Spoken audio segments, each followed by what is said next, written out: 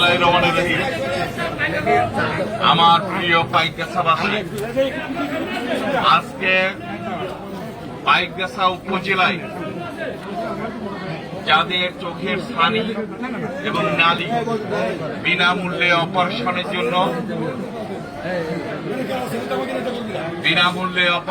জন্য আমরা এই যে চক্ষু ক্যাম্প উদ্বোধন করেছি। চক্ষু ক্যাম্পের কাজ চলছে। এখানে প্রায় 500-র মতো রোগী আমরা দেখতে পাচ্ছি। 450-500 রোগী এখানে উপস্থিত হয়েছে।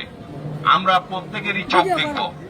যাদের ছানি অপারেশন করতে হবে, যাদের নালী অপারেশন করতে হবে, এগুলো আমরা খুলনাতে নিয়ে যে বাস আছে আমাদের, আমরা এগুলো করিয়ে দেব। আজকে বাসে যদি সব লোক না ধরে, তাহলে কালকে এদেরকে নিয়ে যে অপারেশন করে কালকে দিয়ে যাব। আবার আগামীকালকেও আবার নতুন করে আমরা বাস পাঠাবো। সেই বাসে আবার এখানে যে রোগী বাকি থাকবে সেই রোগী নিয়ে যাবে। পর্যায়ক্রমে যে কয়দিন লাগে সেই কয়দিন এই রোগীগুলো আমরা খুলনাতে নিয়ে যাব। সেখান থেকে অপারেশন করে আবার আমরা দিয়ে যাব। লেন্স, চশমা, যা যা লাগবে সবকিছু আমরা সরবরাহ করব। আর এরপরে আমরা এখন যাচ্ছি ইউরো অফিসে। ইউরো অফিসে এই পাইকগাছা উপজেলার 118টি প্রকল্পে আমি জেলা পরিষদ থেকে বরাদ্দ দিয়েছিলাম। সেই চিঠি সকল প্রতিষ্ঠানের নিকট আমরা হস্তান্তর করব, বরাদ্দের চিঠি। এবং শুধু এই নয়, স্কুলের ছাত্রছাত্রীদের জন্য 2000 গাছের চারা, ফলজ, বিশেষ করে বনজ কিছু ফলজ এবং বনজ 2000 গাছের চারা আমরা আজকে বিতরণ করব।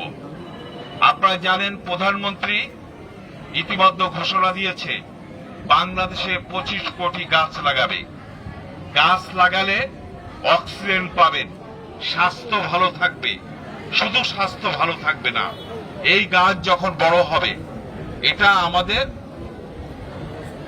টাকা ইনকাম, অর্থ উপার্জনের একটা সুযোগ। যে গাছ বড় হলে সেই গাছ বিক্রি করে ভবিষ্যতে ওই পরিবারটি স্বাবলম্বী হতে পারবে। সঙ্গত কারণে আমাদের দেশে যেখানে খালি জায়গা আছে সব জায়গায় আমরা সকলে গাছ লাগানোর চেষ্টা করব। এটা প্রধানমন্ত্রী উদ্যোগ নিয়েছে, আমরা তার উদ্যোগকে স্বাগত জানাই। তার উদ্যোগকে স্বাগত জানিয়ে তার পাশে থেকে আমরা এই কাজগুলো করতে চাই।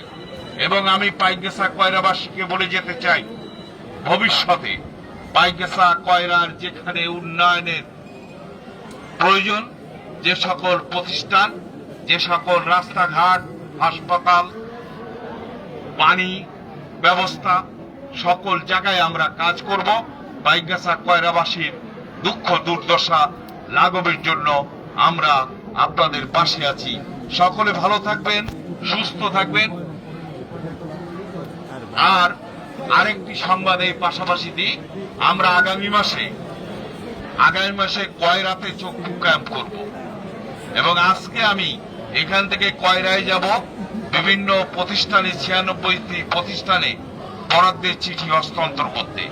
এবং 2000 গাছের চারা তাদেরকেও আমরা হস্তান্তর করব আজকে। সবাই ভালো থাকবেন, সুস্থ থাকবেন। আমার প্রাণপ্রিয় পাইকগাছাবাসী, আমি আপনাদের ছেড়ে যাব না বলেছিলাম। আমি আপনাদের মাঝে আছি, আমি আপনাদের পাশে আছি। ইনশাআল্লাহ আপনারা দোয়া করবেন আমার জন্য। আমি আপনাদের জন্য প্রাণ খুলে দোয়া করি। আল্লাহ হাফেজ, ধন্যবাদ।